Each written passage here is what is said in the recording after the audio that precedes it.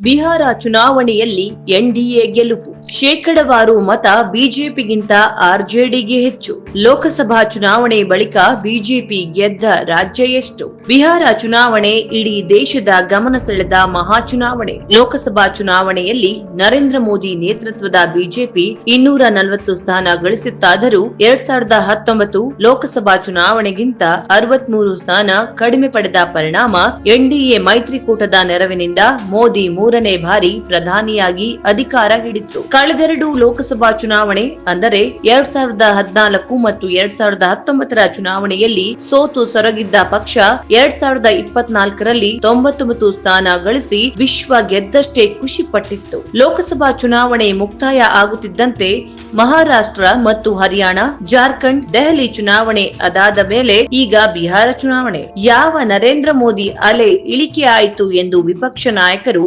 ಮೋದಿಯನ್ನು ಹಳಿಯಲು ಶುರು ಮಾಡಿದ್ರು. ಅದೇ ಸಮಯಕ್ಕೆ ಎದುರಾದ ವಿಧಾನಸಭೆ ಚುನಾವಣೆಗಳಲ್ಲಿ ಬಿಜೆಪಿ ಫಿನಿಕ್ಸ್ ನಂತೆ ಎದ್ದು ಬಂತು. ಮಹಾರಾಷ್ಟ್ರದ 288 ಕ್ಷೇತ್ರಗಳ ಪೈಕಿ ಬಿಜೆಪಿ 149 ಕ್ಷೇತ್ರದಲ್ಲಿ ಸ್ಪರ್ಧೆ ಮಾಡಿ ಬರೋಬ್ಬರಿ 132 ಸ್ಥಾನ ಗಳಿಸಿ ಲೋಕಸಭೆಯಲ್ಲಿ ಆದ ಹಿನ್ನಡೆಯನ್ನ ಸರಿಪಡಿಸಿಕೊಂಡು ಸರ್ಕಾರ ರಚನೆ ಮಾಡಿತು. ಅದೇ ರೀತಿ ಹರಿಯಾಣದಲ್ಲಿ ಮರಳಿ ಅಧಿಕಾರ ಪಡೆದ್ರೆ ದೆಹಲಿ ವಿಧಾನಸಭೆ ಚುನಾವಣೆಯಲ್ಲಿ ಆಮ್ ಆದ್ಮಿ ಪಾರ್ಟಿಯ ನಾಗಲೋಟಕ್ಕೆ ಬ್ರೇಕ್ ಹಾಕಿ ಈ ಬಾರಿ ಸಂಪೂರ್ಣ ಬಹುಮತದೊಂದಿಗೆ ಅರವಿಂದ ಕೇಜ್ರಿವಾಲ್ ರನ್ನ ಕುರ್ಚಿಯಿಂದ ಕೆಳಗಿಳಿಸಿತು. ಜಾರ್ಖಂಡ್ ನಲ್ಲಿ ಸರ್ಕಾರ ರಚನೆ ಮಾಡಲು ಸಾಧ್ಯವಾಗದೆ ಹೋದರೂ 33.18% ವೋಟ್ ಶೇರ್ನೊಂದಿಗೆ ಪ್ರಬಲ ಪೈಪೋಟಿಯನ್ನು ನೀಡುವಲ್ಲಿ ಸಫಲವಾಯಿತು. ಆದ್ರೆ ಬಿಹಾರ ಚುನಾವಣೆ ಮಾತ್ರ ಬಹಳ ವಿಶೇಷವಾಗಿತ್ತು ಮತ್ತು ಬಿಜೆಪಿಗೆ ಅಳಿವು ಉಳಿವಿನ ಪ್ರಶ್ನೆಯೂ ಆಗಿತ್ತು. ಕಾರಣ ಲೋಕಸಭಾ ಚುನಾವಣೆ ಬಳಿಕ ನಡೆದ ಬಹುತೇಕ ಎಲ್ಲಾ ವಿಧಾನಸಭೆ ಚುನಾವಣೆಯಲ್ಲಿ ಗೆಲುವು ಪಡೆದು ಮುನ್ನುಗ್ಗುತ್ತಿದ್ದ ಬಿಜೆಪಿ ಮೇಲೆ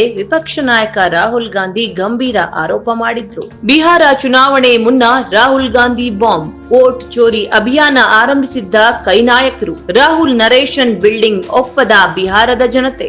ಬಿಹಾರದ ಚುನಾವಣೆ ಆರಂಭಕ್ಕೂ ಮುನ್ನವೇ ಮತಕಳ್ಳತನ ಆರೋಪವನ್ನು ಮಾಡಿದ್ದ ರಾಹುಲ್ ಗಾಂಧಿ ದೇಶದ ತುಂಬಾ ಪ್ರಚಾರ ಮಾಡಿದ್ರು. ಈ ಆರೋಪದ ಬಗ್ಗೆ ಚುನಾವಣಾ ಆಯೋಗಕ್ಕೆ ದೂರು ನೀಡಿ ಎಂದರು. ಕಂಪ್ಲೇಂಟ್ ಮಾಡದೆ ಚುನಾವಣಾ ಆಯೋಗದ ಮೇಲೆ, ಬಿಜೆಪಿ ಪಕ್ಷದ ಮೇಲೆ, ನರೇಂದ್ರ ಮೋದಿ ಮೇಲೆ ಆರೋಪಗಳನ್ನ ಹೊರಿಸಿ ನರೇಶನ್ ಸೆಟ್ ಮಾಡುವ ಪ್ರಯತ್ನ ಮಾಡಿದ್ರು. ಆದ್ರೆ ರಾಹುಲ್ ಗಾಂಧಿ ಆರೋಪವನ್ನು ಬಹುಶಃ ಬಿಹಾರದ ಜನತೆ ಒಪ್ಪಿದಂತೆ ಕಾಣ್ತಿಲ್ಲ. ರಾಹುಲ್ ಆರೋಪದಲ್ಲಿ ಹುರುಳಿಲ್ಲ ಎನ್ನುವುದನ್ನ ಜನ ಭಾವಿಸಿರ್ಬೇಕು. ಜೊತೆಗೆ ಜಂಗಲ್ ರಾಜ್ ಎಂದೇ ಖ್ಯಾತಿ ಪಡೆದಿದ್ದ ಬಿಹಾರದ ಮತದಾರ ರಾಹುಲ್ ಗಾಂಧಿ ಮತ್ತು ತೇಜಸ್ವಿ ಯಾದವ್ ಆಡಳಿತಕ್ಕಿಂತ ಹಿಂದುಳಿದ ನೇತಾರ ನಿತೀಶ್ ಕುಮಾರ್ ಆಡಳಿತವೇ ಹಿತ ಎಂದು ಅಚಲ ನಂಬಿಕೆಯಿಂದ ಎನ್ಡಿಎ ಮಹಾ ಮೈತ್ರಿಕೂಟಕ್ಕೆ ಭರ್ಜರಿ ಗೆಲುವು ನೀಡಿದ್ದಾರೆ. ಆದ್ರೆ ಒಂದಿಷ್ಟು ಮಂದಿ ಈಗ ವೋಟ್ ಶೇರ್ ಮಾಡಲು ಆರೋಪ ಮಾಡ್ತಿದ್ದಾರೆ. ಆರ್ಜೆಡಿ ಬಿಜೆಪಿಗಿಂತ ಹೆಚ್ಚು ಮತ ಪಡೆದಿದೆ. ಶೇಕಡವಾರು ಮತ ಜಾಸ್ತಿ ಗಳಿಸಿದ್ರು ಬಿಜೆಪಿ ಹೇಗೆ ಹೆಚ್ಚು ಸೀಟು ಪಡೆದಿದೆ ಎನ್ನುವ ತಲೆಬುಡವಿಲ್ಲದ ಪ್ರಶ್ನೆ ಹಾಕ್ತಿದ್ದಾರೆ. ಆ ಗೊಂದಲ ಬಗೆಹರಿಸಲು ಅಂಕಿ ಸಂಖ್ಯೆ ಸಹಿತ ಮಾಹಿತಿ ಇಲ್ಲಿದೆ ನೋಡಿ.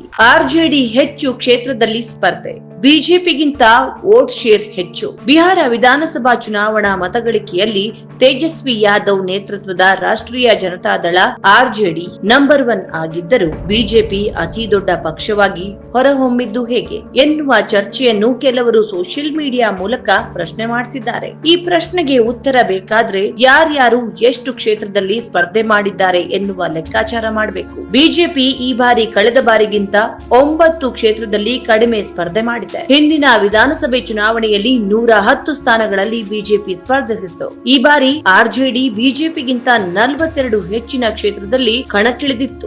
ಒಟ್ಟು 143 ಕ್ಷೇತ್ರದಲ್ಲಿ ಸ್ಪರ್ಧೆ ಮಾಡಿದ್ದ ಆರ್ಜೆಡಿ 25 ಕ್ಷೇತ್ರದಲ್ಲಿ ವಿಜಯ ಸಾಧಿಸಿದ್ರೆ ಬಿಜೆಪಿ 101 ಕ್ಷೇತ್ರದಲ್ಲಿ ಸ್ಪರ್ಧೆ ಮಾಡಿ 89 ಸ್ಥಾನ ಗಳಿಸಿದೆ.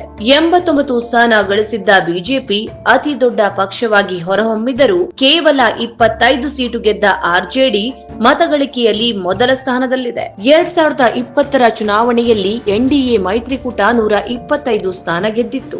ಆರ್ಜೆಡಿ ಕಾಂಗ್ರೆಸ್ ಮಹಾ ಮೈತ್ರಿಕೂಟ 110 ಸ್ಥಾನದಲ್ಲಿ ಜಯಭೇರಿ ಸಾಧಿಸಿತ್ತು. ಆ ಚುನಾವಣೆಯಲ್ಲಿ ಎನ್ಡಿಎ ಮತಗಳಿಕೆ 37.26% ಮಹಾ ಮೈತ್ರಿಕೂಟ ಮತಗಳಿಕೆ 36.58% ಅಂದರೆ ಎರಡು ಮೈತ್ರಿಕೂಟಗಳ ನಡುವಿನ ಮತಗಳಿಕೆ ಅಂತರ ಕೇವಲ 0.03 ಆಗಿತ್ತು. ಈ ಚುನಾವಣೆಯಲ್ಲಿ ಚುನಾವಣೆಯಲ್ಲಿ ಎನ್ಡಿಎ ಮತಗಳಿಗೆ ಪ್ರಮಾಣ 46.6%, ಮಹಾ ಮೈತ್ರಿಕೂಟ 37.9%ರಷ್ಟರಲ್ಲೇ ಇದೆ. ಅಂದರೆ ಸರಿಸುಮಾರು 10% ಹೆಚ್ಚು ಮತಗಳು ಎನ್ಡಿಎ ಪಾಲಾಗಿದೆ. ಇನ್ನು ಕಳೆದ ಚುನಾವಣೆಯಲ್ಲಿ 37.23%ರಷ್ಟಿದ್ದ ಮಹಾ ಮೈತ್ರಿಕೂಟದ ಮತಗಳಿಕೆ ಈ ಬಾರಿಯೂ ಸರಿಸುಮಾರು ಅಷ್ಟೇ ಇದೆ. ಕಳೆದ ಬಾರಿ ಎಲ್ಜೆಪಿ ಪಕ್ಷ ಸ್ವತಂತ್ರವಾಗಿ ಸ್ಪರ್ಧಿಸಿ ಎನ್ಡಿಎ ಕನಿಷ್ಠ 30 ಸ್ಥಾನ ಸೋಲಲು ಕಾರಣವಾಗಿತ್ತು ಎನ್ನುವುದನ್ನ ಗಮನಿಸಬೇಕು. ಆದ್ರೆ ಈ ಬಾರಿ ಎಲ್ಜೆಪಿ ಎನ್ಡಿಎ ಮೈತ್ರಿಕೂಟದ ಭಾಗವಾಗಿತ್ತು. ಕಳೆದ ಬಾರಿಯಷ್ಟೇ ಮತ ಪ್ರಮಾಣವನ್ನ ಎಲ್ಜೆಪಿ ಪಕ್ಷ ಈ ಬಾರಿಯೂ ಗಳಿಸಿದೆ. ಎಲ್ಜೆಪಿ ಎನ್ಡಿಎ ಮೈತ್ರಿಕೂಟಕ್ಕೆ ಸೇರ್ಪಡೆಯಾಗಿದ್ದರ ಪರಿಣಾಮ ಅದರ ನೇರ ಲಾಭ ಜೆಡಿಯುಗೆ ಆಗಿದೆ.